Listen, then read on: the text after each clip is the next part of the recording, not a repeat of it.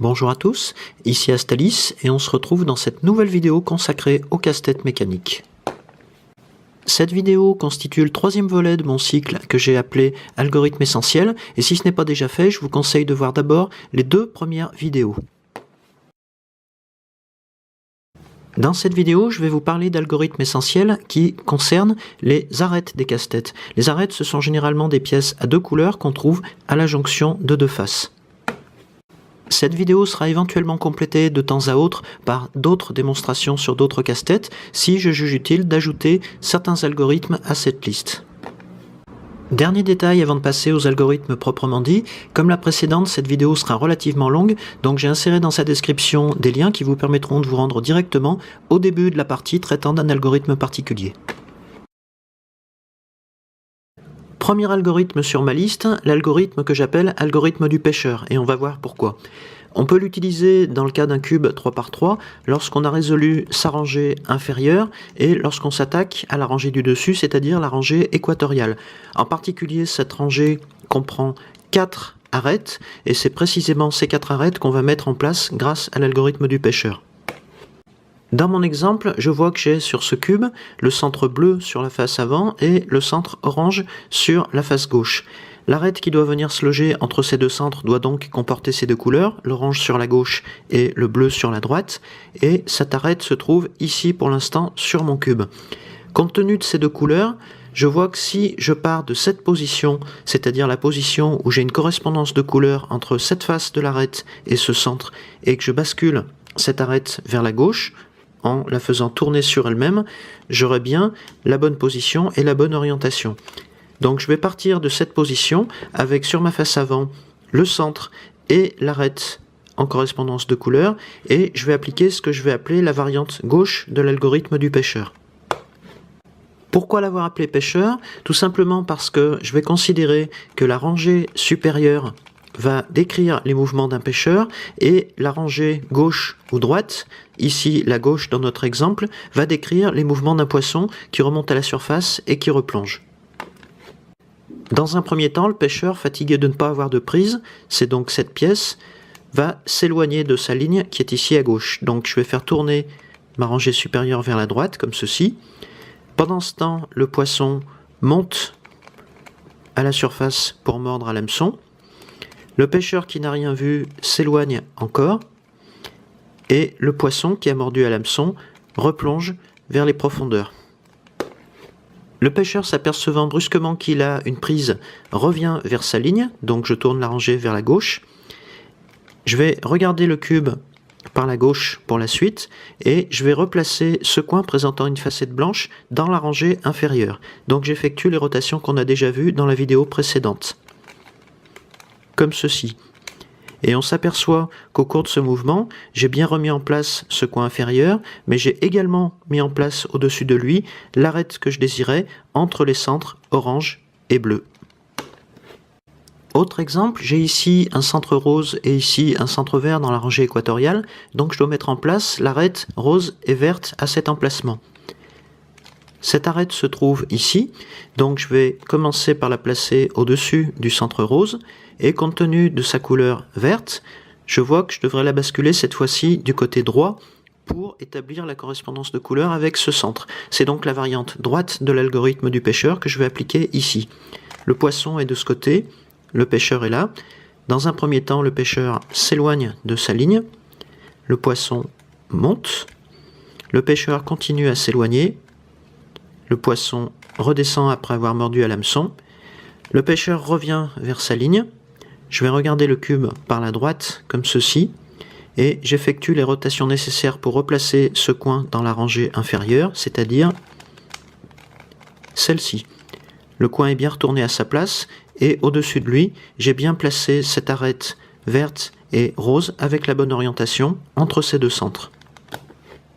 Dans certains cas, on pourra rencontrer cette situation. J'ai ici un centre vert et un centre orange dans cette rangée équatoriale, et j'ai bien entre eux une arête verte et orange, mais je vois que son orientation est inversée.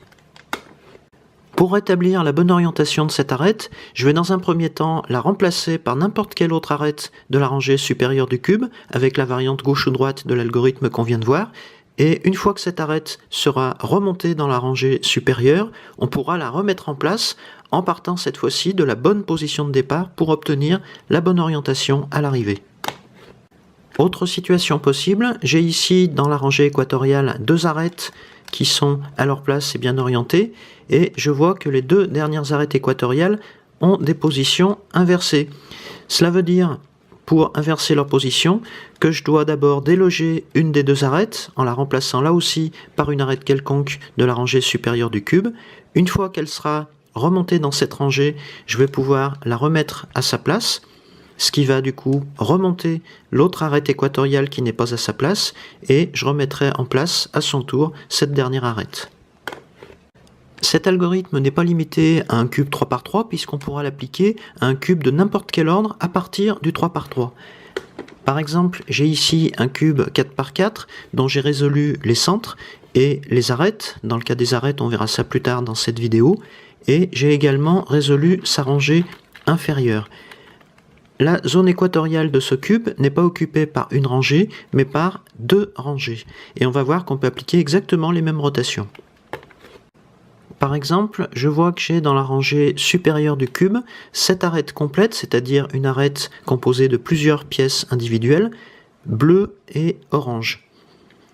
Le centre orange, le centre complet orange est ici, donc je viens disposer cette arête complète au-dessus de ce centre orange, et sa deuxième couleur bleue m'indique que je dois basculer cette arête complète vers la droite, puisque le centre bleu se trouve ici. Donc j'effectue les mêmes rotations. Je commence par une rotation vers la gauche de la rangée supérieure, je monte la rangée droite, à nouveau une rotation vers la gauche, j'abaisse la rangée droite, je ramène la rangée supérieure vers la droite, je regarde le cube par la droite et je vais replacer ce coin dans la rangée inférieure, comme ceci. Et je vois que j'ai placé ici une arête non pas unitaire, mais une arête complète, une arête formée de ces deux pièces entre les centres complets orange et bleu. On peut également appliquer cet algorithme à certains cuboïdes, à l'image de ce 3 par 3 par 5 qui est ici partiellement mélangé, puisque j'ai rendu à ce cuboïde sa forme initiale dans la partie basse, et il comporte une rangée équatoriale où on trouve en particulier des centres fixes à l'image de ce centre rouge. Je vois que j'ai ici une arête simple dans la partie supérieure de ce cuboïde, une arête qui porte les couleurs bleu et orange. Je vais rechercher le centre bleu dans cette rangée équatoriale, et la deuxième couleur orange de cette arête m'indique que sa place définitive sera du côté gauche, puisque j'ai un centre orange sur ma gauche. Je vais donc appliquer exactement les mêmes rotations pour venir replacer cette arête dans la rangée équatoriale. Donc je commence par tourner cette rangée vers la droite, je monte la rangée gauche, à nouveau vers la droite ici, j'abaisse cette rangée gauche, je ramène la rangée supérieure comme ceci, je regarde le cuboïde par la gauche, et je vais replacer cet ensemble de pièces dans la partie inférieure du cuboïde, ce qui me permet du même coup de venir placer cette arête orange et bleu entre les deux centres orange et bleu. On peut même appliquer cet algorithme au Megaminx et à tous les casse-têtes d'ordre supérieur de cette même famille. Ici, je vois que j'ai déjà résolu la rangée inférieure du Megaminx, et pour l'étape suivante, je dois placer les arêtes qui sont immédiatement à l'étage supérieur et qui sont logées entre deux centres. Ici, je vois que j'ai une arête bleue et rouge qui doit logiquement venir se placer ici, entre les centres bleu et rouge. Dans un premier temps, je vais venir placer cette arête en contact et en correspondance de couleur avec le centre bleu. D'après ma position de départ, je vois que cette arête sera à sa place et bien orientée si je la bascule du côté droit de ce centre. Je vais considérer que ma rangée supérieure est celle-ci et ma rangée droite celle-ci, et je vais appliquer exactement les mêmes rotations que pour un cube standard. Donc dans un premier temps, j'éloigne cette arête vers la gauche, je monte la rangée droite, je tourne à nouveau vers la gauche, j'abaisse cette rangée droite, et je ramène ma rangée supérieure d'un cran vers la droite. Je vais ensuite regarder le Megaminx par la droite, et je vais remettre à sa place ce coin présentant une facette blanche, comme ceci. Et on voit que j'ai bien obtenu ce que je cherchais. Mon arête bleue et rouge est bien entre les centres bleu et rouge avec la bonne orientation. Sur un cube 3x3 standard, une fois qu'on a résolu les deux rangées inférieures du cube, on en arrive à la phase de la résolution qui consiste à construire la croix supérieure jaune, et en particulier à faire apparaître ces 4 branches. Pour reconstituer cette croix, on va utiliser un algorithme que j'ai appelé algorithme du coffre, et on va voir pourquoi, et on va l'appliquer ici à ce cube à partir des différents cas possibles, dont celui-ci où aucune des 4 branches de la croix n'est apparente. Dans le principe, on va considérer que la face avant correspond au système de fermeture d'un coffre et on va appliquer la combinaison de ce coffre à partir du coin avant droit de la rangée supérieure. Dans un premier temps, on va fermer le coffre, c'est-à-dire qu'on va tourner la face avant dans le sens des aiguilles d'une montre et on va ensuite appliquer une combinaison. Je pars de ce coin, je vais l'emmener dans un premier temps vers la gauche, et je vais emmener les remplaçants de ce coin dans 3 autres directions en parcourant le sens des aiguilles d'une montre. J'ai commencé par la gauche, j'emmène ce remplaçant vers le haut, son remplaçant vers la droite et son remplaçant vers le bas. Et lorsque la combinaison est appliquée, je vais essayer d'ouvrir le coffre en effectuant la rotation contraire sur la face avant. On se retrouve ici dans un nouveau cas, celui où on a 2 branches de la croix sur une ligne. On va tourner le cube pour l'orienter comme ceci et on va appliquer une nouvelle fois l'algorithme. Donc je ferme le coffre, j'applique la combinaison vers la gauche, vers le haut, vers la droite, vers le bas et j'essaye de rouvrir le coffre. On se retrouve ici avec un nouveau cas à 2 branches apparentes sur la croix, mais cette fois-ci les 2 branches sont à 90 degrés l'une de l'autre. On va conserver cette orientation avec une branche vers la gauche et une branche vers l'arrière du cube et on effectue une dernière fois l'algorithme du coffre. Donc je ferme le coffre, j'applique la combinaison et je tente de réouvrir le coffre. Et cette fois-ci, on s'aperçoit qu'on a bien la croix complète avec ces 4 branches. On pourra appliquer ce même algorithme à tous les cubes standards d'ordre supérieur au 3x3. Ici, je l'ai appliqué au 5x5 et on voit que j'ai reconstitué la croix supérieure. De manière générale, on n'aura pas de problème particulier pour obtenir cette croix sur les cubes d'ordre impair, comme ce 5x5. On pourra en revanche obtenir des cas particuliers sur les cubes d'ordre pair, comme ce 4x4, avec ici une croix qui présente un nombre impair de branches. Mais on verra comment s'en sortir un peu plus tard dans cette vidéo pour reconstituer la 4e. Une fois de plus, cet algorithme n'est pas limité au cube standard, je peux l'appliquer à certains cuboïdes comme ici ce 3x3x5, auquel je suis en train de rendre progressivement sa forme initiale parallélépipédique. Pour ça, il me reste à modifier l'orientation des pièces dans sa partie supérieure et en particulier, je dois reconstituer une croix en relief autour de ce centre jaune qui est fixe lorsqu'on tourne la partie supérieure du cuboïde. Ici, je me retrouve dans le cas initial que j'avais décrit dans le cube 3x3 standard, c'est-à-dire un centre qui n'est entouré d'aucune branche de cette croix. Pour obtenir le cas suivant, je vais donc appliquer cet algorithme avec une orientation de départ quelconque. Donc je ferme le coffre, j'applique la combinaison et je tente de rouvrir le coffre. J'ai ici le cas où j'ai 2 branches de la croix selon une ligne. Donc je vais orienter mon cuboïde comme ceci ou comme ceci pour poursuivre la construction de la croix. Je ferme le coffre, j'applique la combinaison et je tente de le rouvrir. J'ai ici 2 branches de la croix visibles à 90 degrés l'une de l'autre, donc je garde cette orientation et je recommence. Je ferme le coffre, j'applique ma combinaison et je tente de le rouvrir. Finalement, je m'aperçois que j'ai bien reconstitué en relief les 4 branches de ma croix supérieure. Cet algorithme peut aussi s'appliquer au Megaminx et à tous les casse-têtes de sa famille d'ordre supérieur. Ici, j'ai résolu la quasi-totalité du Megaminx. Il me reste à traiter le cas de sa rangée supérieure et en particulier, je dois reconstituer cette étoile à 5 branches sur la face supérieure. Dans le cas particulier du Megaminx, j'ai donc une étoile à 5 branches, c'est-à-dire une de plus que la croix habituelle que je résous dans le cas d'un cube standard, mais je vais ici oublier cette branche si je tiens le casse-tête comme ceci, et je vais traiter les 4 autres branches de l'étoile comme s'il s'agissait d'une croix. En particulier dans mon exemple, je vois que si je laisse de côté cette branche de l'étoile, j'ai déjà 2 branches de l'étoile visibles ici qui sont disposées en quelque sorte suivant une ligne si je considère que ma croix est construite à partir de ces 4 branches. C'est exactement le cas que j'ai rencontré ici sur un 3×3 lorsque j'ai cette configuration. Donc si je garde ma ligne orientée comme ceci, je peux considérer que ma face avant est ici, ma face supérieure ici et ma face droite ici. Et j'applique les mêmes rotations. Je ferme le coffre, j'applique la combinaison par l'intermédiaire de ce coin, vers la gauche, puis vers le haut, puis vers la droite, puis vers le bas, et je tente de réouvrir le coffre. Cette branche n'a pas bougé, je vois que j'ai 2 autres branches sur mon étoile à 5 branches, mais cette fois-ci, ces 2 branches sont consécutives sur l'étoile. Je me suis donc ramené avec ce cas de figure à cette situation dans le cas du 3×3 et je vais effectuer une dernière fois l'algorithme pour obtenir les 2 autres branches de mon étoile. Donc à partir de cette position, je recommence.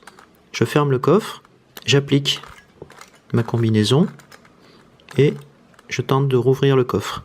Et je constate que j'ai bien ici reconstitué les 5 branches de mon étoile supérieure. Si je reviens à mon cube 3×3 et à la croix supérieure que je viens de construire, j'ai plusieurs possibilités dans la résolution de ce cube à partir de ce stade. L'une d'elles consiste à permuter les branches de cette croix de manière à retrouver une correspondance de couleurs entre la deuxième couleur de chaque arête et les rangées inférieures du cube.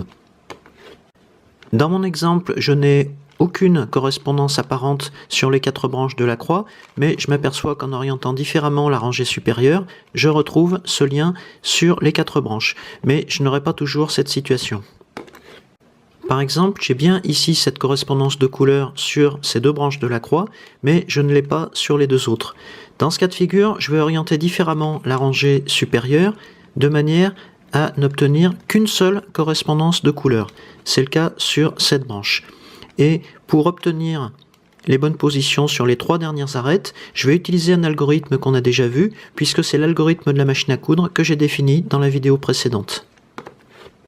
Pour l'appliquer à ce cube, je vais placer face à moi la seule arête pour laquelle j'ai une correspondance de couleurs, contrairement aux 3 autres, et j'applique directement l'algorithme en utilisant la rangée droite et la rangée supérieure. Donc je commence par monter la rangée droite, j'emmène la rangée supérieure à gauche, j'abaisse la rangée droite, je tourne la rangée supérieure sur la gauche, je monte à nouveau la rangée droite, je tourne 2 fois la rangée supérieure et j'abaisse la rangée droite. Au terme de ces rotations, je vois que j'ai toujours la même arête en face de moi, mais que les 3 autres ont permuté et que j'ai eu la chance, dans mon cas, de n'avoir à utiliser qu'une seule fois l'algorithme pour obtenir la configuration que je voulais. Il se trouve que j'ai également résolu en parallèle la face supérieure, mais ce n'était pas l'objet de cet algorithme dans le cadre de cette vidéo. On peut évidemment appliquer cet algorithme à tous les cubes d'ordre supérieur au 3×3, comme par exemple ici ce 5×5, sur lequel j'ai déjà obtenu cette croix supérieure. Je n'ai ici qu'une seule correspondance de couleurs au niveau de cette arête complète, donc je vais appliquer le même algorithme. Je monte à gauche, je descends à gauche, je monte 2 fois à gauche et je redescends. Je vois que je n'ai toujours pas obtenu les correspondances que je veux, donc je recommence à partir de cette position de départ. En haut à gauche, en bas à gauche, en haut 2 fois à gauche et en bas.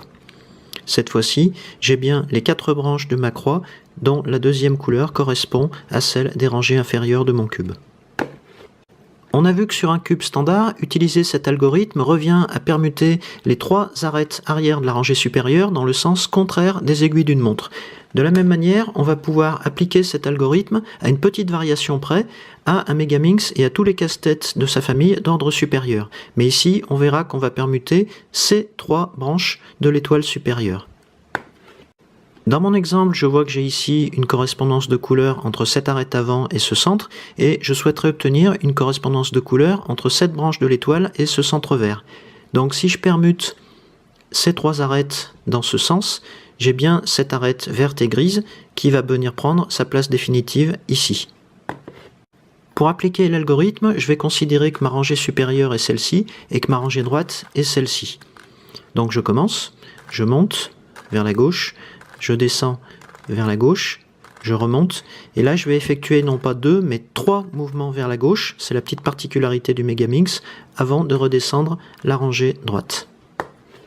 Si je reprends mon Megamix, je remarque que cette arête n'a pas bougé et que celle-ci est cette fois-ci à son emplacement définitif. Il me reste à régler le cas des 3 dernières arêtes supérieures qui ne sont pas à leur place, donc je vais reprendre le Megamix comme ceci pour permuter ces 3 arêtes et je reprends le même algorithme. En haut à gauche, en bas à gauche, en haut 3 fois à gauche et en bas.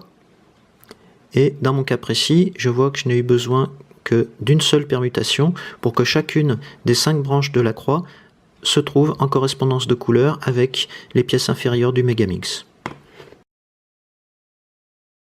Pour illustrer l'algorithme suivant, je ne vais pas me servir d'un cube standard, mais ici d'un cuboïde, en l'occurrence un 3 par 3 par 2, dont pratiquement toutes les pièces sont à leur place, à l'exception de ces 2 arêtes supérieures que je dois permuter pour terminer la résolution.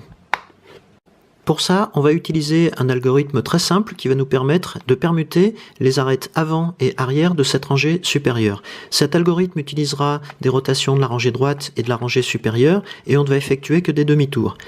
Donc, demi-tour de la rangée droite, demi-tour de la rangée supérieure et on va répéter encore 2 fois ces mêmes rotations. Demi-tour, demi-tour, demi-tour, demi-tour. Donc 3 fois au total, ce qui nous permet d'obtenir la configuration que l'on cherche. Après permutation de ces 2 arêtes, on a terminé la résolution de ce 3 par 3 par 2. On peut appliquer le même algorithme à ce 3 par 3 par 4 qui a lui aussi 2 arêtes permutées dans sa rangée supérieure. Donc demi-tour, demi-tour, demi-tour, demi-tour, demi-tour, demi-tour. On remarque 2 choses après application de cet algorithme, qu'on a bien permuté ces 2 arêtes, c'est ce qu'on cherchait, mais on voit qu'on a également permuté les arêtes droites de cette partie du cuboïde.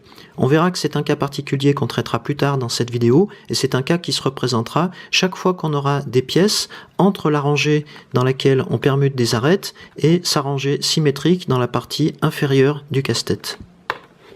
Cet algorithme a la particularité d'être en quelque sorte à géométrie variable, puisque si on repart quelques étapes en arrière dans la résolution de ce 3 par 3 par 4, on peut l'appliquer aux 2 rangées centrales, celles par lesquelles je commence sa résolution.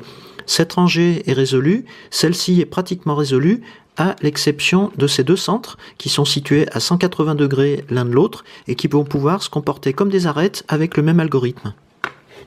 Sachant que les rangées supérieures et inférieures de ce 3 par 3 par 4 ne sont pas encore résolues, tout se passe comme si j'avais sous les yeux exactement la même configuration qu'un 3 par 3 par 2 avec 2 arêtes supérieures permutées à 180 degrés. Donc je vais appliquer le même algorithme mais à des rangées différentes de tout à l'heure. Demi-tour de la rangée droite, demi-tour de la moitié supérieure du cuboïde qui contient en particulier cette rangée, puis demi-tour, demi-tour, demi-tour, demi-tour. Et cette fois-ci, en tournant le cuboïde, je m'aperçois que j'ai bien terminé la résolution de cette rangée interne supérieure.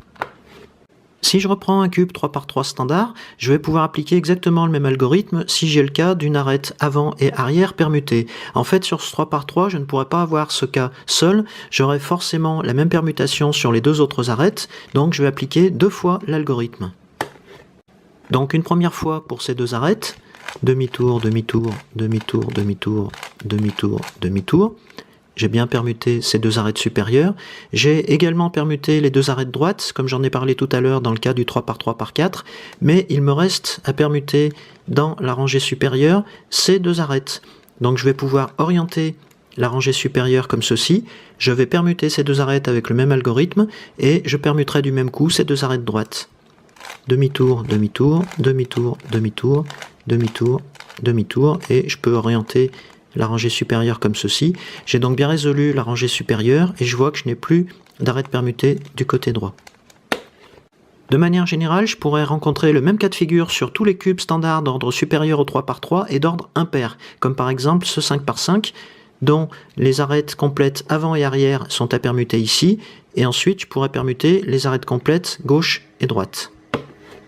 Sur un cube pair comme ce 4 par 4, on pourra rencontrer en fin de résolution le même cas de figure que sur les cubes précédents, c'est-à-dire deux permutations à effectuer à 180 degrés parmi les arêtes supérieures, mais on pourra également rencontrer ce cas particulier où on a seulement une permutation à effectuer entre deux arêtes complètes supérieures. C'est ce que je vais faire maintenant. Demi-tour, demi-tour, demi-tour, demi-tour, demi-tour, demi-tour. Ici, on a bien résolu entièrement la rangée supérieure du cube, mais on voit qu'on reste avec des arêtes droites permutées, et c'est un cas particulier qu'on traitera plus loin dans cette vidéo. Même chose ici avec ce 4 par 4 par 3, j'ai une dernière permutation à effectuer entre ces deux arêtes complètes de la rangée supérieure.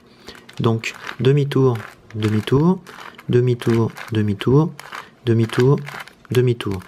J'ai bien résolu la rangée supérieure, mais je vois que je reste avec deux arêtes unitaires, cette fois-ci permutées du côté droit. C'est un autre cas particulier qu'on traitera là aussi plus tard dans cette vidéo. Comme je viens de détailler un algorithme permettant de permuter deux arêtes situées à 180 degrés l'une de l'autre dans la rangée supérieure d'un casse-tête, j'ai ici la possibilité de permuter deux arêtes situées cette fois-ci à 90 degrés l'une de l'autre dans la rangée supérieure d'un casse-tête. Je vais l'illustrer sur ce 3 par 3 par 2, sachant que cet algorithme permute l'arête avant et l'arête droite. Là aussi, on va utiliser des rotations de la rangée droite et de la rangée supérieure, et celles de la rangée droite seront toujours des demi-tours. Donc, on commence comme ça. Demi-tour vers la gauche, on répète, demi-tour vers la gauche, puis demi-tour, demi-tour, on répète à nouveau, demi-tour, demi-tour, et pour terminer l'algorithme, on va appliquer exactement les rotations qui nous permettent de permuter verticalement ces deux coins. En pratique, c'est donc demi-tour gauche, demi-tour droite, et demi-tour. Et on s'aperçoit sur ce 3 par 3 par 2 qu'on a bien permuté ces deux arêtes et qu'on a terminé sa résolution. Je peux également rencontrer ce cas sur le 3 par 3 par 4 dans sa dernière rangée. Donc j'effectue le même algorithme. Demi-tour gauche, demi-tour gauche, demi-tour, demi-tour, demi-tour, demi-tour. Et je termine par demi-tour gauche, demi-tour droite et demi-tour. Comme dans le cas de la rotation à 180 degrés, je vois que j'ai ici résolu la rangée supérieure du cuboïde, mais que j'ai également permuté les arêtes droites de ce 3 par 3 par 4. C'est un cas particulier que je traiterai avec le prochain algorithme que je vais décrire dans cette vidéo. On peut également retrouver ce même cas de figure sur un 3 par 3, sachant qu'on n'aura jamais une seule permutation à 90, mais obligatoirement deux dans la fin de la résolution de ce cube, comme de tous les cubes d'ordre supérieur et d'ordre impair, comme par exemple ce 5 par 5, où je retrouve exactement la même configuration. Pour généraliser dans le cas des cubes impairs, on aura toujours un nombre de permutations d'arêtes, que ce soit à 180 degrés ou à 90 degrés, qui permettra de rétablir les arêtes inversées du côté droit qu'on aura temporairement après chaque permutation d'arêtes dans la rangée supérieure. En revanche, dans le cas des cubes pairs comme ce 4 par 4, on pourra rencontrer le cas particulier où on n'a qu'une seule permutation à 90 degrés à faire entre deux arêtes complètes de la rangée supérieure. Si je traite ces deux-là, voilà ce que ça donne. Demi-tour gauche, demi-tour gauche, demi-tour, demi-tour, demi-tour, demi-tour, et je termine demi-tour gauche, demi-tour droite et demi-tour. On a bien résolu la rangée supérieure, mais là aussi, on a permuté ces couples d'arêtes droites sur le cube. On peut rencontrer le même type de situation sur ce 4 par 4 par 3, avec une seule permutation à 90 qui reste à faire dans la rangée supérieure. Et si on effectue cette permutation, on se retrouve dans cette nouvelle configuration où la rangée supérieure est résolue et où on a deux arêtes unitaires permutées du côté droit. Là aussi, c'est un cas particulier que je vais bientôt décrire. Je viens d'évoquer deux types de permutations d'arêtes supérieures dans la dernière rangée d'un casse-tête qui peuvent provoquer, en fin de résolution, une inversion des arêtes droites de ce même casse-tête. C'est également une situation qu'on peut rencontrer lorsqu'on permute verticalement deux coins de ce casse-tête. On a en réalité deux variantes dans cette situation où on se retrouve avec des arêtes droites permutées, comme c'est le cas sur ce 3 par 3 par 4. Soit on a un nombre de rangées paires qui comporte ces arêtes inversées, comme c'est le cas ici, soit on a une seule rangée centrale qui comporte cette inversion d'arête, comme c'est le cas ici sur ce 4x4 par 3.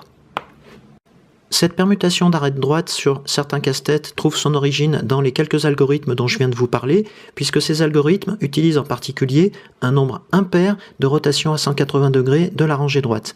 C'est une situation à laquelle on va pouvoir remédier avec un algorithme que j'ai baptisé algorithme de la toupie et qui va s'appliquer en 2 variantes à la plupart de ces casse-têtes. Je vais illustrer la première variante de cet algorithme sur ce 3x3x4. C'est la variante qu'on applique lorsqu'on a un nombre pair de rangées où on trouve ces arêtes permutées du côté droit. C'est un algorithme qui ne va utiliser que des demi-tours. Et pour commencer, on va se placer dans cette position, c'est-à-dire la position où on a les arêtes à permuter en position avant-gauche et avant-droite sur le casse-tête. Pourquoi évoquer une toupie? Tout simplement parce que lorsqu'une toupie tourne, son axe de rotation oscille, et ici c'est cet axe de rotation qu'on va prendre comme repère, puisqu'il va osciller dans le sens des aiguilles d'une montre entre la face supérieure, la face droite et la face avant. Pour commencer, on va tourner cette partie du cuboïde, puisque la séparation entre le haut et le bas est située juste en dessous de la partie supérieure du cuboïde où on trouve cette inversion d'arête. Donc je commence par un demi-tour autour d'un axe vertical. Je considère maintenant un axe passant par la face droite, donc je vais tourner d'un demi-tour la face droite, puis je passe sur la face avant, que je tourne également d'un demi-tour, et je vais tourner ensuite la zone supérieure du cuboïde où j'avais cette inversion d'arête, c'est-à-dire cette rangée. Donc un demi-tour à nouveau. Je vais tourner cette face avant, je vais refaire les faces dans l'ordre inverse, puis cette face droite, puis finalement la moitié supérieure du cuboïde. Et on remarque qu'on a bien permuté les arêtes droites puisqu'on retrouve un 3x3x4 dans son état résolu. On peut rencontrer exactement la même situation en fin de résolution sur un cube pair, comme ce 4x4, puisqu'on voit ici qu'on a les arêtes droites inversées. Donc je vais repartir de la même position de départ et effectuer les mêmes rotations. Donc demi-tour de la moitié supérieure, demi-tour de la rangée droite, demi-tour de la rangée avant, demi-tour de cette rangée, puis à nouveau demi-tour de la rangée avant, demi-tour de la rangée droite et demi-tour de la moitié supérieure. Et on voit qu'on est arrivé au même résultat ici. Petite parenthèse sur les cubes pairs, comme ce 4x4 qui est ici en fin de résolution. Quelquefois, on n'a plus qu'une seule permutation à 180 degrés à faire entre ces deux arêtes complètes supérieures. Mais plutôt que de faire cette permutation qui va rétablir les choses dans la rangée supérieure, mais créer une permutation d'arête droite, on va tout simplement coucher le cube sur le côté comme ceci, en considérant que ces arêtes sont les arêtes droites du cube, et on va effectuer exactement les mêmes rotations qu'on a vues. Je vais considérer maintenant ce 4x4 par 5 qui comporte lui aussi des arêtes permutées du côté droit. Je constate qu'on a ici un nombre impair de rangées qui comportent ces arêtes permutées. Je vais commencer par m'occuper de ces deux rangées avec la variante de l'algorithme qu'on vient de voir et on verra ensuite la deuxième version pour s'occuper de la rangée centrale. Donc si je ne considère dans un premier temps que ces deux rangées, je vais tenir le cuboïde comme ceci.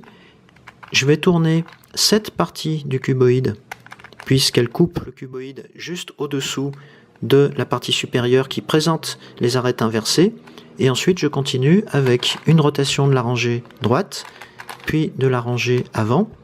Je fais tourner cette rangée seule, donc demi-tour, demi-tour. Puis, je refais tourner la face avant, la rangée droite et la partie supérieure du cuboïde. Si je me replace comme j'étais initialement, je constate que du côté droit du cuboïde, j'ai rétabli les choses pour ces deux rangées et il ne me reste plus qu'à traiter le cas de ces deux arêtes individuelles permutées du côté droit. Pour traiter les deux dernières arêtes individuelles inversées du côté droit dans cette rangée centrale, je vais utiliser une variante très proche de l'algorithme qu'on a vu et qui va imposer la même position de départ avec les arêtes à permuter sur les côtés gauche et droit. Dans un premier temps, on va couper le cuboïde à cette hauteur, c'est-à-dire juste au-dessus de la rangée centrale, donc demi-tour, demi-tour de la rangée droite, demi-tour de la rangée avant, jusqu'ici pas de changement. Je vais couper à nouveau le cuboïde à cette hauteur et je vais reparcourir les faces dans l'ordre inverse. Donc la face avant, la face droite, et je vais couper à nouveau le cuboïde à cette hauteur et je vais terminer cette fois-ci par un demi-tour de la rangée avant. Si je me replace comme ceci, j'ai l'impression d'avoir réglé le problème sur le côté droit du cuboïde, mais je remarque que j'ai des arêtes à nouveau inversées suivant une autre direction du cuboïde. Et je vais pouvoir traiter ce nouveau cas avec la première variante de l'algorithme qu'on a vu, puisqu'on a ici un nombre pair de rangées dans lesquelles ces arêtes sont inversées. J'applique donc la première variante de l'algorithme en orientant cette fois-ci mon cuboïde de cette manière.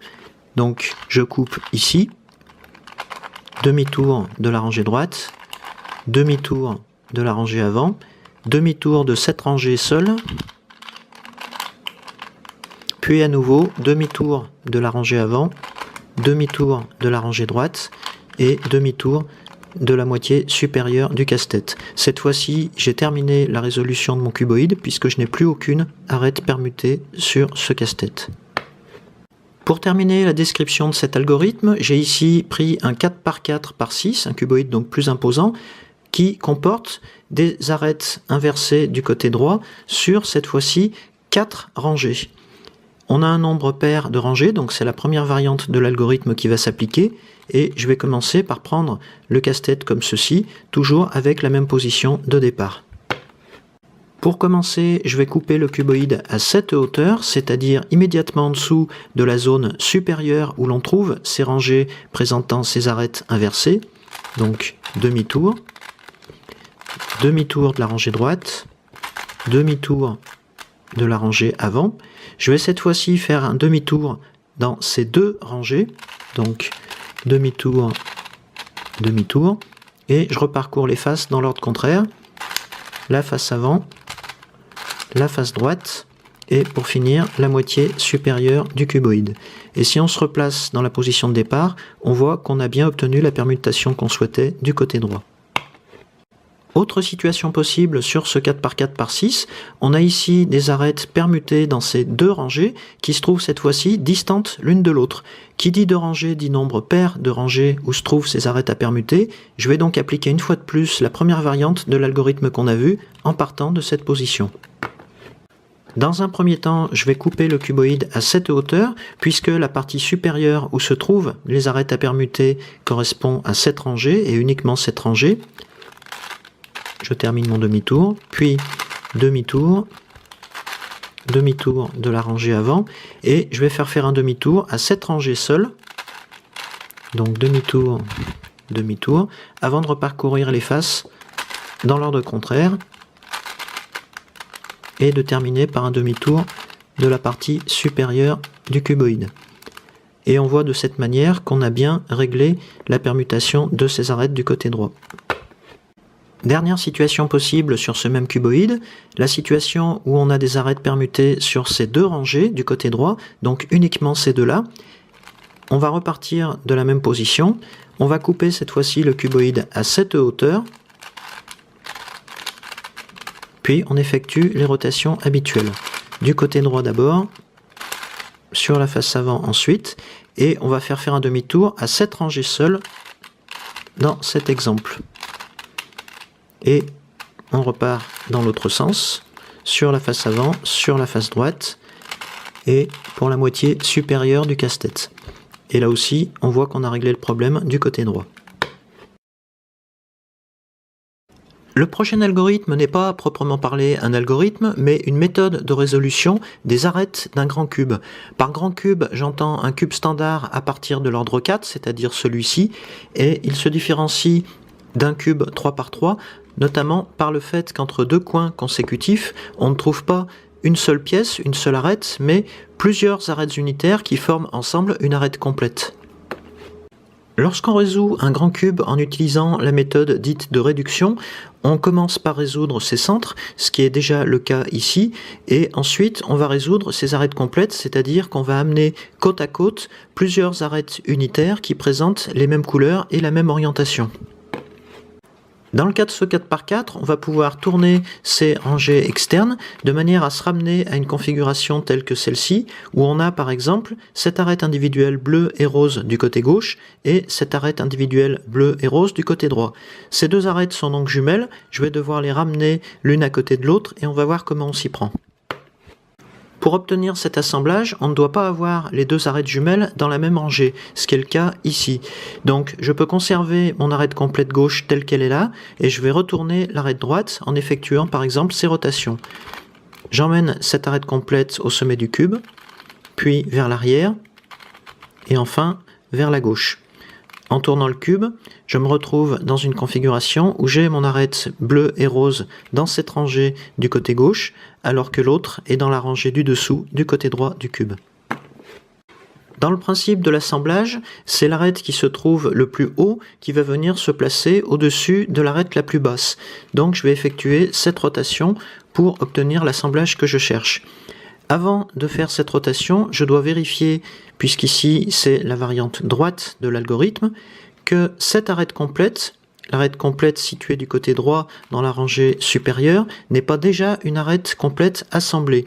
Ce n'est pas le cas, donc je vais pouvoir amener ces deux arêtes l'une sur l'autre.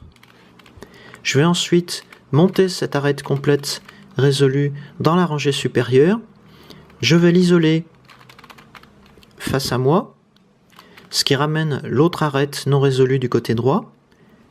Je vais redescendre cette arête comme ceci, et je vais réassembler mes centres par couleur. Donc je vais effectuer la rotation contraire, comme celle-ci, et on voit qu'en effectuant cette rotation, on va séparer les deux arêtes individuelles de cette arête complète, d'où l'intérêt d'avoir une arête complète non résolue ici, puisqu'on va séparer ces deux éléments. De cette manière, on a reconstitué les centres dans la rangée équatoriale du cube et on a bien formé une arête complète supplémentaire. Pour l'exemple, je vais vous montrer la variante gauche de cette méthode. Ici, j'ai une arête bleue et jaune dans la rangée du bas, et l'autre arête bleue et jaune est placée dans la rangée du haut. C'est donc cette arête qui va venir se placer au-dessus de l'autre, donc je vais couper le cube à ce niveau. Mais avant, je dois m'assurer que cette arête complète n'est pas déjà résolue. Ici, je vois que c'est le cas, donc je vais devoir remplacer cette arête complète résolue par une autre arête non résolue. Il me suffit pour ça de tourner la rangée supérieure, et j'ai ici une arête complète non résolue. Je vais pouvoir donc effectuer cette rotation pour obtenir l'assemblage que je cherchais. Je monte cet assemblage dans la rangée supérieure, je le ramène face à moi, je vais remplacer cet assemblage qui était là tout à l'heure par cette arête complète non résolue, et je reconstitue mes centres complets de cette manière. Et j'ai ici une nouvelle arête complète résolue. Autre exemple ici, j'ai une arête bleue et blanche de ce côté-là et son arête jumelle de l'autre côté dans la rangée du dessous. Donc je m'apprête à effectuer l'assemblage en tournant le cube comme ceci. Mais je m'aperçois que l'arête complète du côté droit est ici résolue. Et si je regarde bien, les 4 arêtes complètes de ma rangée supérieure sont résolues. Donc pour placer à cet endroit une arête non résolue, je vais tourner toute la partie arrière du cube comme ceci pour me placer dans une nouvelle configuration, et là je vois que j'ai une arête complète non résolue, donc je peux effectuer mon assemblage comme on l'a vu précédemment et j'ai cette nouvelle arête complète résolue. On peut généraliser cette méthode d'assemblage des arêtes complètes à des cubes d'ordre supérieur comme ce 5x5, mais cette fois on va s'y prendre en plusieurs temps. Sur ce 5x5, chaque arête complète est constituée non pas de 2, mais 3 arêtes individuelles. Une arête individuelle centrale et 2 arêtes individuelles latérales qui seront ces arêtes jumelles au niveau des couleurs et des orientations lorsque l'arête complète sera résolue. Ici dans mon exemple, je vois que j'ai 7 arêtes blanches et oranges dans la rangée du milieu et une de ces arêtes jumelles dans la rangée du dessus, avec en particulier des couleurs différentes pointant vers la face avant, ce qui nous indiquera qu'on peut bien effectuer cet assemblage si on les amène l'une sur l'autre, puisqu'elles auront alors la même orientation. Avant d'effectuer cette rotation, il ne faut pas perdre de vue qu'une fois cet assemblage effectué, il sera remplacé par ces deux arêtes individuelles dans l'arête complète située du côté droit sur le cube. Donc si ces deux arêtes sont déjà deux arêtes jumelles, on ne pourra pas prendre cette arête complète pour remplacer celle-ci. Ce n'est pas le cas ici, donc je vais pouvoir assembler ces deux arêtes individuelles comme ceci, les monter ensemble dans la rangée supérieure, les ramener face à moi. Je vais ensuite redescendre cette arête complète du côté droit et je vais reformer mes centres complets comme ceci. Et j'ai bien obtenu un premier assemblage entre ces deux arêtes individuelles.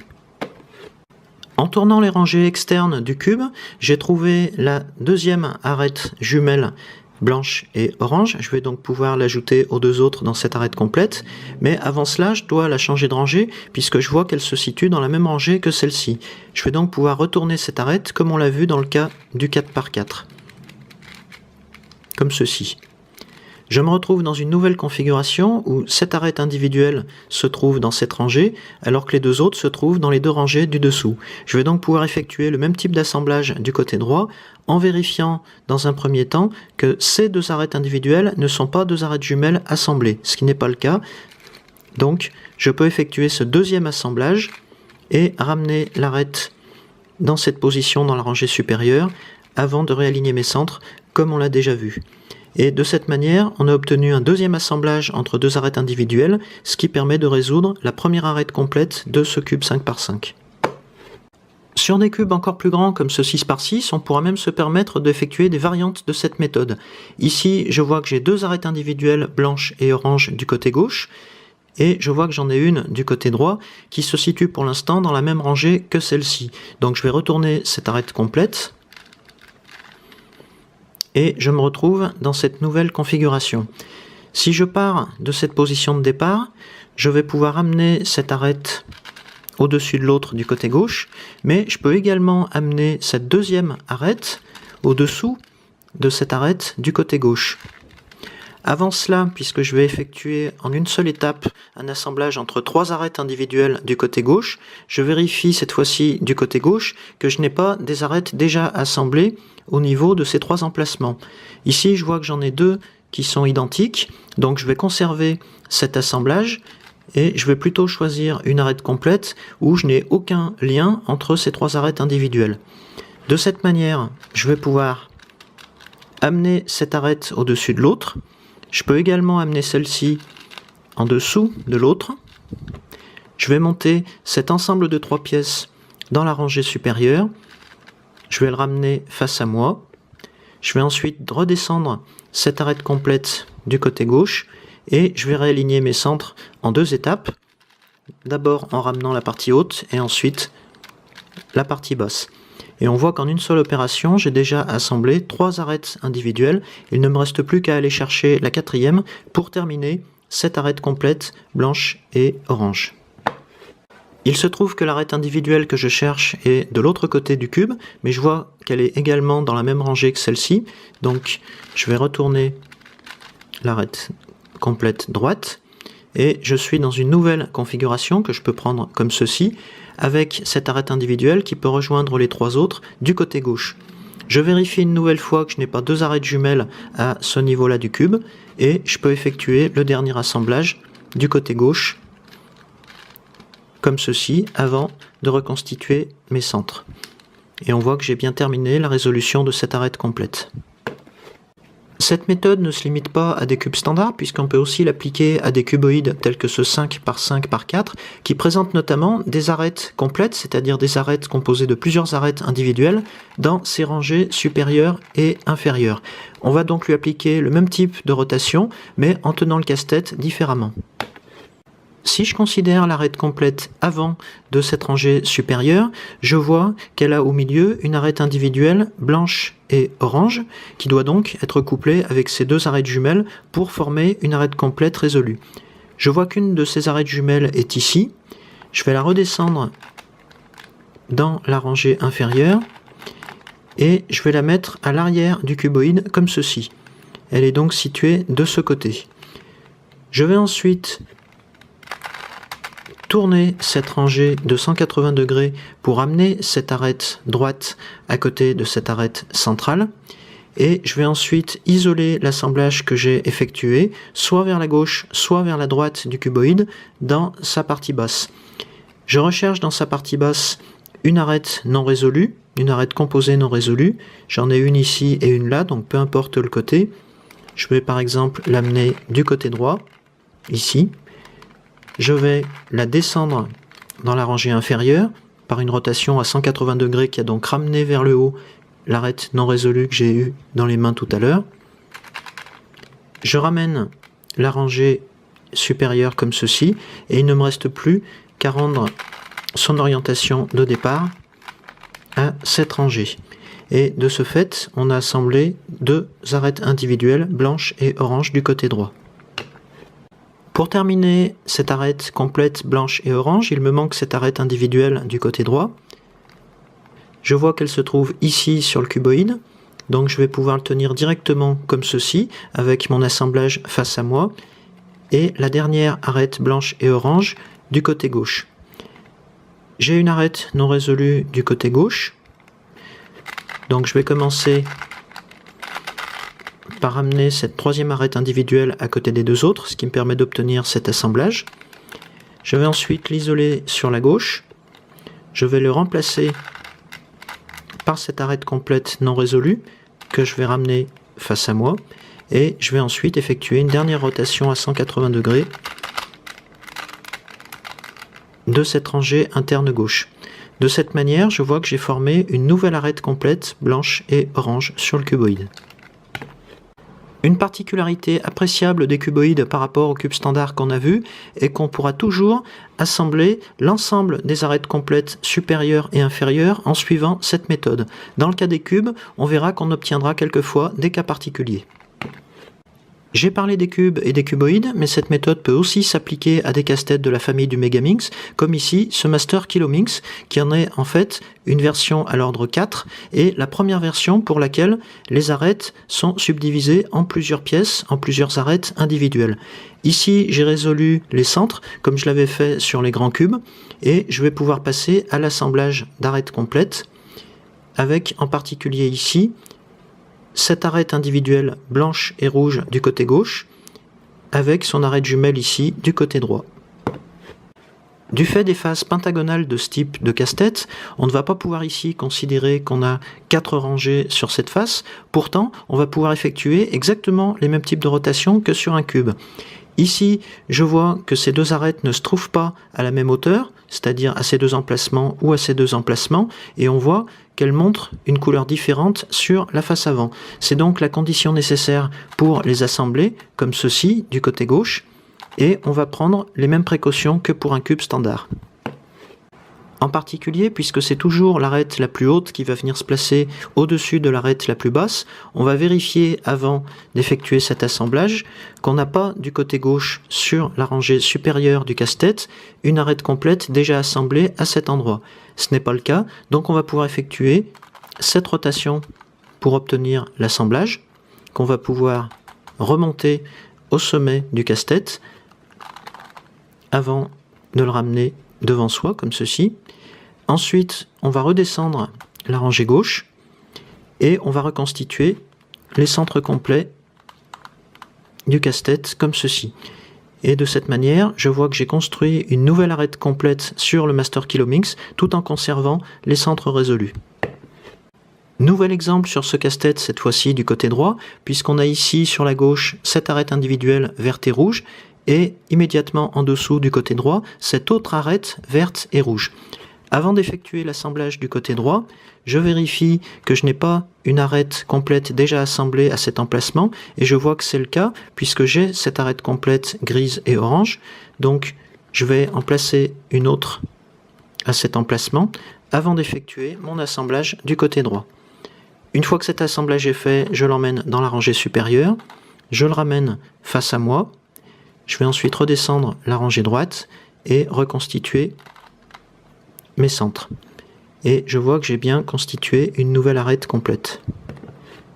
J'ai montré un exemple de construction d'arête complète sur ce Master Kilomix. Il va de soi que cette méthode se généralise aussi aux ordres supérieurs de cette famille de casse-tête, comme par exemple sur cet Elite Kilomix, où on pourra effectuer des assemblages du côté gauche et du côté droit en coupant le casse-tête à ce niveau ou à ce niveau. Je viens de vous parler du principe d'assemblage des arêtes complètes sur un grand cube et j'ai évoqué quelques cas particuliers en fin de résolution de ces arêtes complètes. C'est ce qu'on va voir maintenant avec en particulier des cas qui peuvent concerner les deux dernières arêtes complètes à assembler.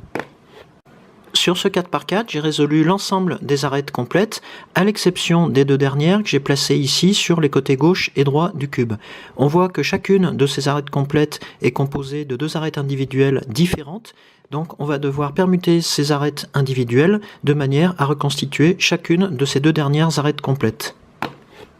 Jusqu'à présent, pour construire des arêtes complètes sur le cube, on utilisait ce type de rotation ou celui-ci, mais on avait également besoin d'une troisième arête complète non encore résolue à cet emplacement ou à cet emplacement dans la rangée supérieure. Ici, ce n'est pas le cas, on n'a plus que ces deux dernières arêtes complètes à traiter et on va devoir pour ça échanger les arêtes individuelles grâce à un algorithme que j'ai baptisé algorithme de la poulie. Dans sa forme initiale, cet algorithme permet en particulier d'échanger les positions de ces deux arêtes individuelles suivant cette diagonale. Et pour l'utiliser, on va se placer dans une configuration assez inhabituelle, puisqu'on voit ici que j'ai placé dans la même rangée deux arêtes jumelles, ici des arêtes bleues et jaunes dans la rangée inférieure, et des arêtes roses et jaunes dans la rangée supérieure. De cette manière, une fois la permutation effectuée, on aura amené cette arête jaune et rose au-dessous de l'autre arête jaune et rose pour former une arête complète du côté droit, et cette arête jaune et bleue sera placée au-dessus de son arête jumelle pour former une arête complète du côté gauche. Pourquoi parler ici d'algorithme de la poulie? Tout simplement parce qu'on va pouvoir se souvenir des rotations en imaginant que la face avant est une poulie qui peut tourner dans les deux sens et que la face droite symbolise une corde verticale qui va s'enrouler autour de la poulie et qui pend du côté droit.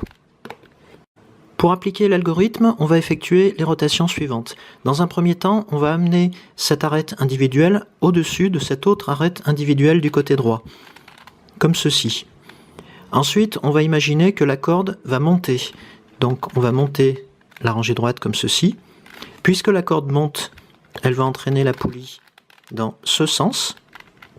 Et une fois qu'elle va passer la poulie, elle va poursuivre son chemin vers la gauche. Donc je vais tourner la rangée supérieure comme ceci.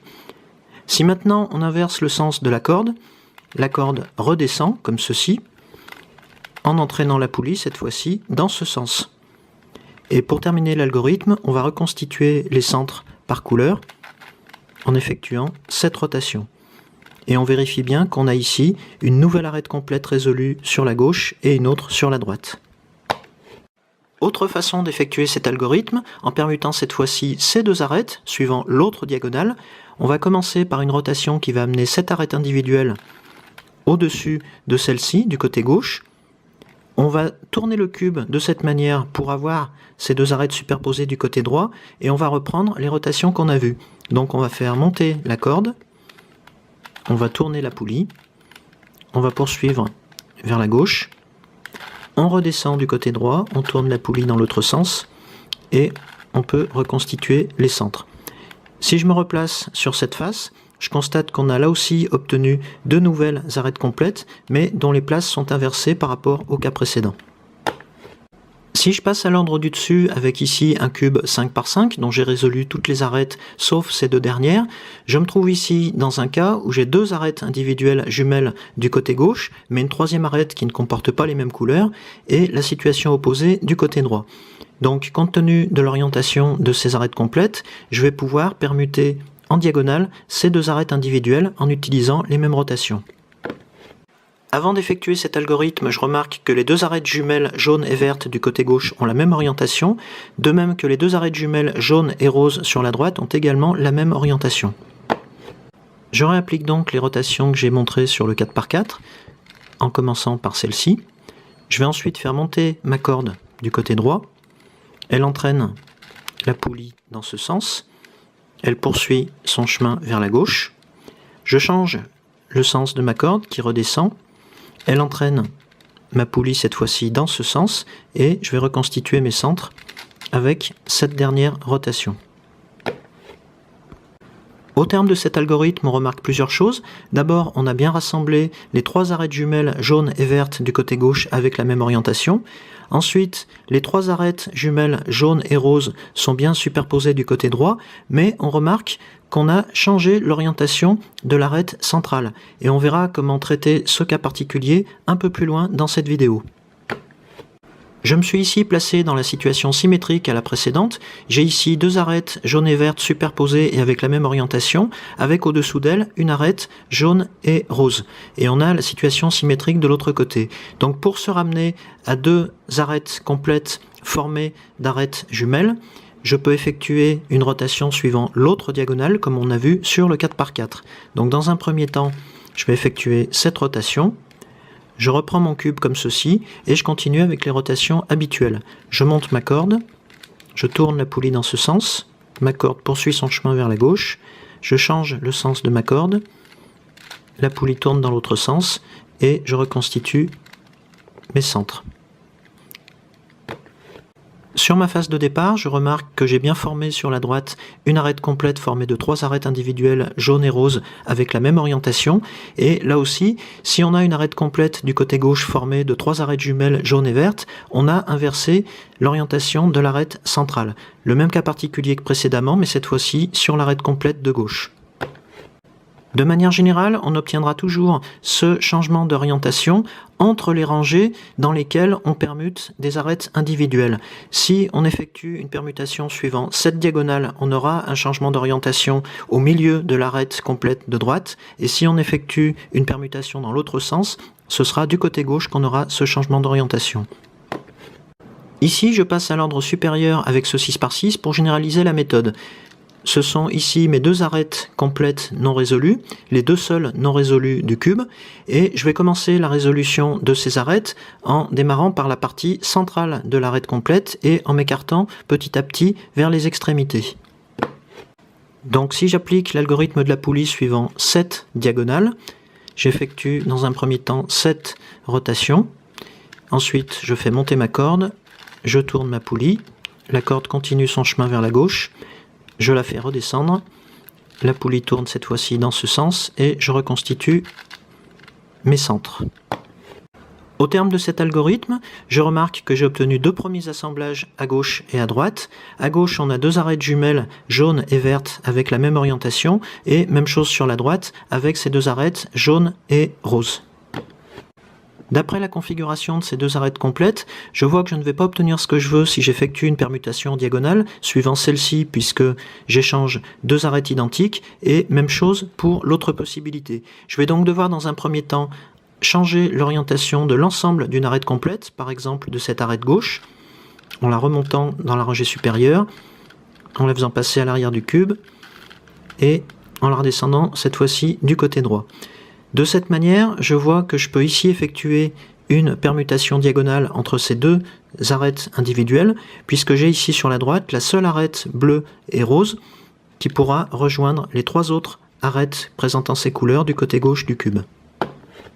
Dans un premier temps, je ne vais considérer que les deux rangées centrales et on voit ici que je me suis placé dans la configuration où on a deux arêtes jumelles dans la même rangée. Ici des arêtes jumelles bleues et roses pour celle-ci et en dessous des arêtes jumelles jaunes et vertes. Et on va effectuer le même type de permutation que dans un 4×4. Dans un premier temps, je vais m'assurer que je suis dans la bonne configuration pour appliquer l'algorithme. En particulier, je dois avoir deux arêtes jumelles dans la même rangée. Ici, ce n'est pas le cas puisque j'ai une arête bleue et violette dans cette rangée du côté gauche, alors que son arête jumelle est au-dessous. Je vais donc pouvoir retourner cette arête complète du côté droit en la faisant monter au sommet du casse-tête, en tournant deux fois cette rangée supérieure comme ceci, et en abaissant l'arête complète du côté gauche de cette manière. Ici, on a bien deux arêtes jumelles dans la même rangée, et on retrouve au-dessous deux arêtes bleues et vertes, dans l'équivalent d'une rangée sur un cube. Je remarque également, avant d'utiliser l'algorithme, que j'ai une orientation inversée sur ces deux arêtes centrales par rapport à l'arête externe jaune et verte. Donc si je ne me suis pas trompé, en effectuant cette permutation, j'aurai 4 arêtes bleues et roses correctement orientées du côté gauche. Je vais retourner ces deux arêtes au centre de l'arête complète du côté droit et j'aurai finalement 4 arêtes individuelles jaunes et vertes correctement orientées du côté droit. On va vérifier ça tout de suite en appliquant l'algorithme.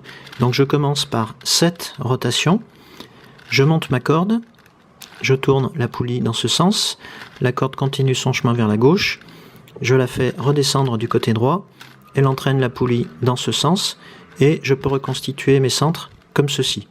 Et comme prévu, j'ai bien obtenu une arête complète résolue du côté gauche, et une arête résolue du côté droit également, avec des orientations qui se sont rétablies, puisqu'on a une orientation commune entre ces 4 arêtes individuelles. On va pouvoir appliquer le même raisonnement aux dérivés du Megamix, et en particulier à ce Master Kilomix, dont j'ai résolu l'ensemble des arêtes complètes, à l'exception des 2 dernières qui sont ici, et qui présentent chacune 2 arêtes individuelles de couleurs différentes. À partir de cette nouvelle position de départ, je vais pouvoir permuter par exemple ces 2 arêtes sur le casse-tête en effectuant cette première rotation. Je vais ensuite monter ma corde du côté droit. Elle entraîne la poulie dans ce sens. Elle poursuit son chemin vers la gauche. Je change le sens de ma corde qui redescend du côté droit. Elle entraîne la poulie dans ce sens. Et je reconstitue mes centres par couleur comme ceci. Et dans la manœuvre, je vois que j'ai bien obtenu une nouvelle arête complète résolue du côté gauche, et même chose du côté droit. Tout comme pour les grands cubes, on peut évidemment généraliser cette méthode à des ordres supérieurs de cette famille de casse-tête, comme par exemple cette Elite Kilomix. Simplement, on aura davantage d'arêtes individuelles dans chaque arête complète, et on pourra effectuer des permutations à différentes hauteurs sur le casse-tête. Pour décrire l'algorithme suivant, je vais repartir d'un cas qu'on avait évoqué un petit peu plus tôt dans cette vidéo, dans le cas des cubes standards pairs, à l'image de ce 4×4, lorsqu'on a un nombre de branches de la croix supérieure impair, comme c'est le cas ici. Dans ce cas précis, je vois que je n'ai qu'une seule branche de cette croix supérieure, alors que mes 3 rangées inférieures sont bien résolues. Je vais effectuer une première fois l'algorithme du coffre qu'on a déjà vu, pour passer du cas à une branche à celui où la croix montre 3 branches. Pour ça, je garde l'unique branche de la croix orientée vers la gauche et j'applique l'algorithme du coffre. Donc je ferme le coffre, j'applique la combinaison vers la gauche, vers le haut, vers la droite et vers le bas, et j'essaye de rouvrir le coffre. Et je me trouve donc ici dans le cas où on a 3 branches sur la croix. Si la 4e branche manque sur cette croix supérieure, c'est parce qu'en particulier, la dernière arête complète de la rangée supérieure n'a pas une orientation correcte. On devrait avoir ces 2 facettes jaunes vers le haut, et ce n'est pas le cas ici. Mais on va pouvoir permuter entre elles ces 2 arêtes unitaires, ce qui revient finalement à retourner l'intégralité de cette arête complète grâce à l'algorithme qu'on va voir. Cet algorithme fera intervenir entre autres des mouvements de cette rangée gauche qui contient une des 2 arêtes unitaires à permuter et cette rangée droite qui contient l'autre arête unitaire à permuter.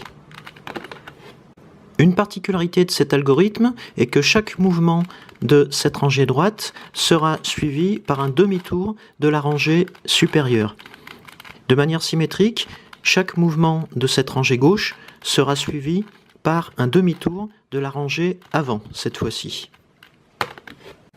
De plus, on verra que de nombreux mouvements sont répétés en miroir entre les rangées gauche et droite.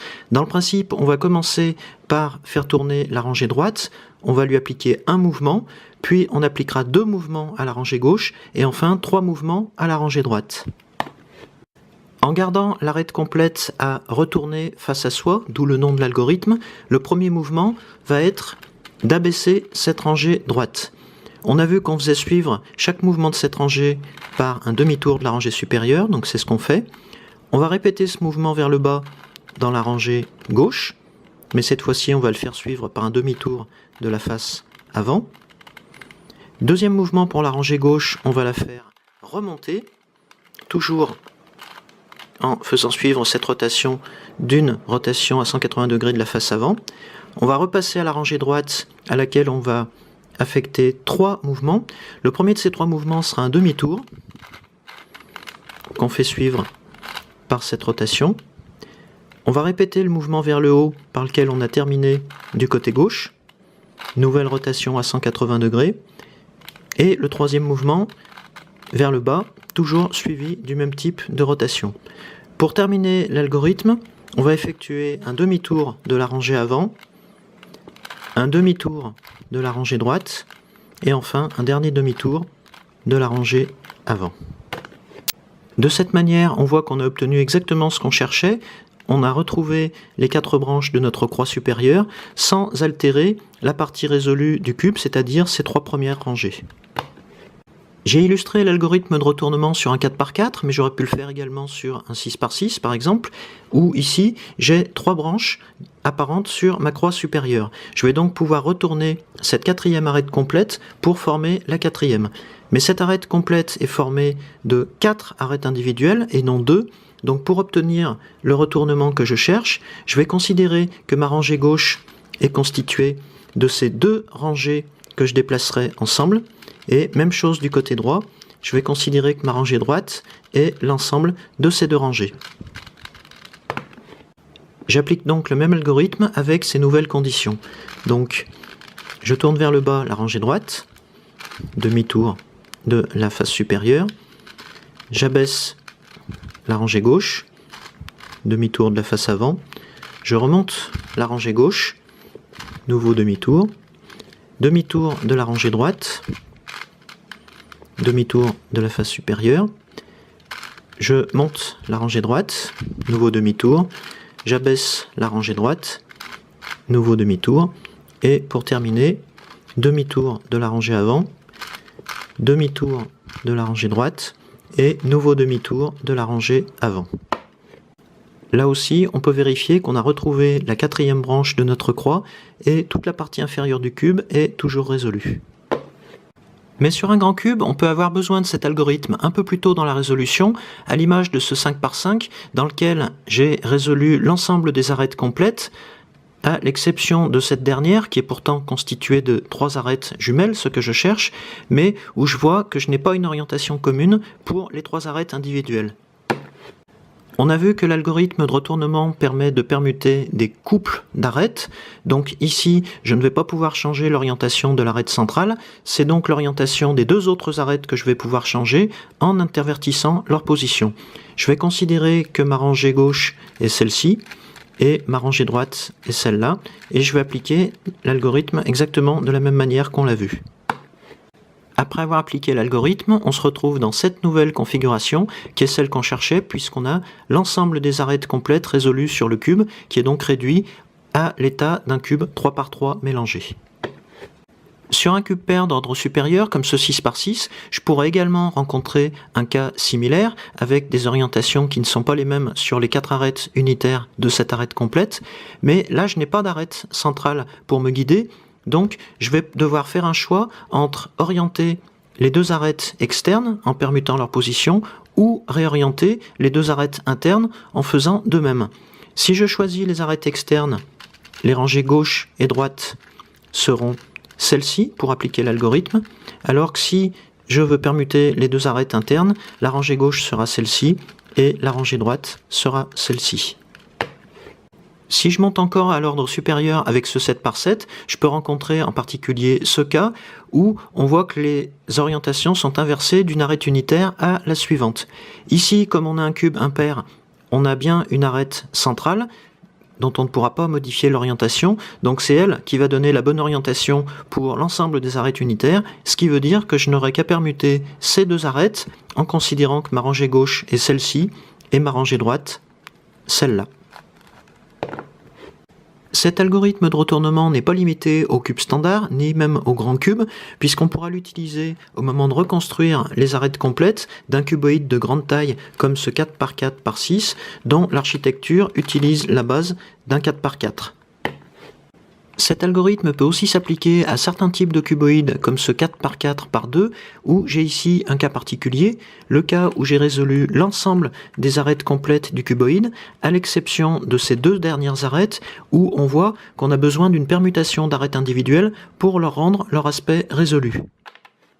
En pratique, on va effectuer 3 fois l'algorithme de retournement par rapport à cette position de départ. C'est une position où j'ai placé à l'opposé l'une de l'autre les deux arêtes complètes qui présentent ces arêtes individuelles interverties. Elles sont toutes les deux dans la rangée supérieure et on va voir que le cuboïde va se déformer durant les 3 applications de cet algorithme. Donc on va devoir tourner ensemble les deux rangées avant de 180 degrés, là où on ne tournait que la rangée avant dans le cas des cubes standards. Pour le reste, rien de changé. La rangée supérieure est toujours celle-ci, la rangée gauche celle-ci et la rangée droite celle-ci. Dans un premier temps, on va faire un demi-tour à la rangée arrière, comme ceci, et on va appliquer une première fois notre algorithme. Donc je commence du côté droit, j'abaisse cette rangée, demi-tour, j'abaisse la rangée gauche, demi-tour des deux rangées avant, je remonte cette rangée gauche, nouveau demi-tour, j'effectue un demi-tour de cette rangée droite, demi-tour, je monte la rangée droite, demi-tour, j'abaisse la rangée droite, demi-tour, et je termine par un demi-tour des deux rangées avant, un demi-tour de ma rangée droite, et un nouveau demi-tour de mes deux rangées avant. À partir de cette nouvelle position, j'effectue un demi-tour de ma rangée gauche, et j'applique une nouvelle fois mon algorithme. Donc vers le bas du côté droit, demi-tour, vers le bas du côté gauche, demi-tour, vers le haut du côté gauche, demi-tour, demi-tour du côté droit, demi-tour, je monte du côté droit, demi-tour, je descends du côté droit, demi-tour, et pour finir, demi-tour des deux rangées avant, demi-tour de la rangée droite, et nouveau demi-tour des deux rangées avant. À ce stade, j'effectue un nouveau demi-tour de la rangée gauche et je me retrouve avec ces deux arêtes côte à côte mais avec une orientation qui n'est pas la bonne, donc je vais devoir les intervertir pour redonner sa forme au cuboïde. Donc je descends du côté droit, demi-tour, je descends du côté gauche, demi-tour, je remonte du côté gauche, demi-tour, demi-tour du côté droit, demi-tour, je monte du côté droit, demi-tour, je descends du côté droit, demi-tour, et je termine en effectuant un demi-tour de la rangée avant, un demi-tour de la rangée droite, et un nouveau demi-tour de la rangée avant. Ces deux arêtes ont retrouvé leur orientation définitive, et je vois que j'ai aussi résolu l'autre arête complète. J'ai donc terminé la réduction des arêtes de ce cuboïde. On constate que dans l'opération, on a légèrement bousculé l'ordre des centres de ce cuboïde, mais on verra dans la prochaine vidéo comment revenir à la normale à partir de cette situation. On notera au passage que même si l'on n'est pas censé aboutir à cette situation par la méthode classique de réduction, on peut très bien rencontrer cette situation où on a deux arêtes permutées sur un grand cube comme ce 4x4. Pour le dernier algorithme que je décrirai dans cette vidéo, je vais faire appel à ce 2x4x6, c'est-à-dire un représentant de la famille des briques, cette famille de cuboïdes qui comporte un nombre différent de pièces suivant ces 3 dimensions.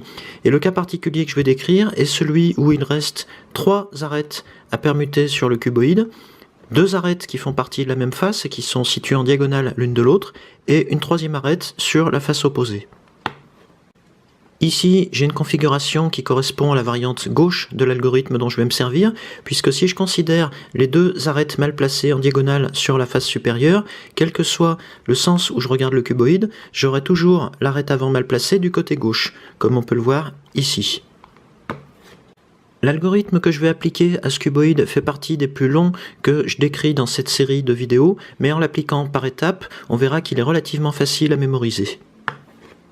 Dans le principe de cette permutation, j'ai l'arête supérieure arrière qui va venir prendre la place de l'arête supérieure avant, et cette arête supérieure avant va venir prendre la place de l'arête inférieure arrière située du même côté, c'est-à-dire ici du côté gauche.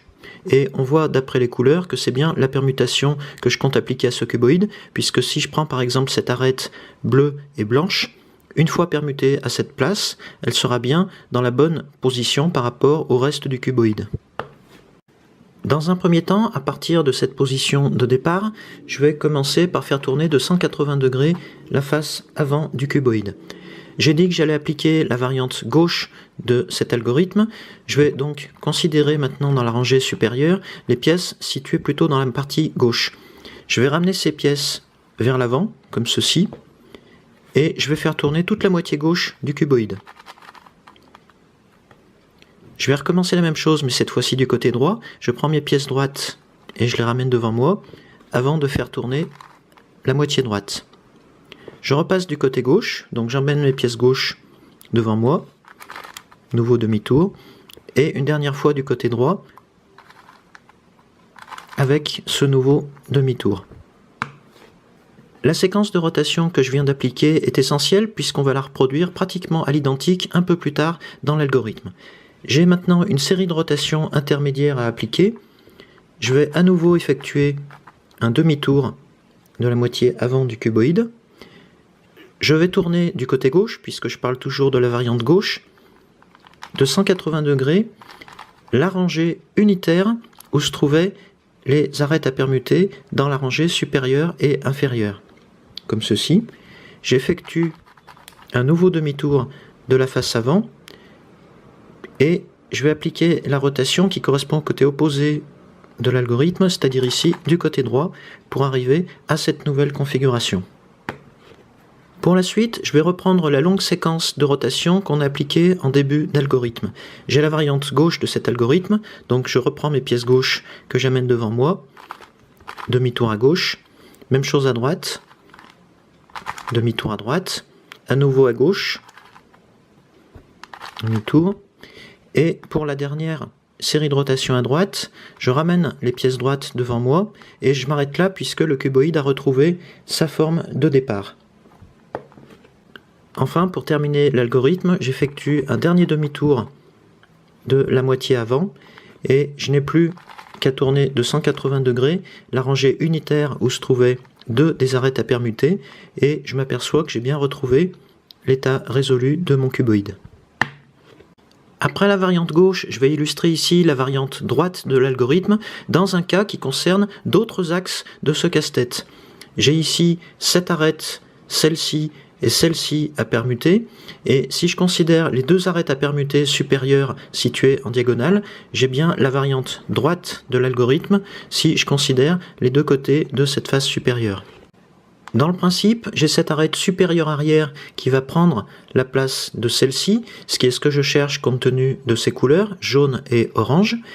J'ai cette arête supérieure avant qui va venir prendre la place de celle-ci. Or, celle-ci n'est pas une arête à permuter, puisque l'arête que je cherche est ici. Donc, je vais tourner de 180 degrés cette rangée inférieure pour me replacer dans le cas typique de la variante droite de cet algorithme. J'applique donc les premières rotations de l'algorithme pour la variante droite de cette configuration. Donc je commence par un demi-tour de la face avant. J'applique la variante droite, donc je vais emmener les pièces droites devant moi, demi-tour à droite, puis les pièces gauches, demi-tour à gauche, à nouveau les pièces droites, demi-tour à droite, et enfin les pièces gauches avec ce nouveau demi-tour à gauche. J'effectue les rotations intermédiaires, donc nouveau demi-tour de la partie avant. Je fais tourner la rangée unitaire droite, cette fois-ci, de 180 degrés. Je fais suivre d'un nouveau demi-tour de la face avant et je tourne la moitié opposée à ma variante de l'algorithme, c'est-à-dire ici du côté gauche, avant d'enchaîner sur une nouvelle séquence de rotation qui va commencer du côté droit. Donc je ramène mes pièces droites devant, demi-tour, mes pièces gauches devant, demi-tour, mes pièces droites à nouveau, et mes pièces gauches, ce qui rend sa forme initiale au cuboïde. Pour terminer, j'effectue un nouveau demi-tour de ma partie avant, un demi-tour de ma rangée unitaire droite, où se trouvaient 2 des 3 arêtes à permuter, et puisque j'avais tourné de 180 degrés ma rangée inférieure, je vais rétablir son orientation pour retrouver l'état résolu du cuboïde. J'ai obtenu ici cette configuration particulière à 3 arêtes permutées sur un cuboïde dans la famille des briques, mais on peut aussi obtenir cette configuration sur un cube standard, même si ce n'est pas un cas auquel on parvient si on utilise la méthode classique de résolution par réduction des centres et des arêtes. Maintenant que vous maîtrisez un certain nombre d'algorithmes essentiels qui concernent les coins et les arêtes de la plupart des casse-têtes, je vous donne rendez-vous dans la prochaine vidéo pour vous parler d'algorithmes essentiels qui vont s'appliquer au centre de certains casse-têtes. À bientôt!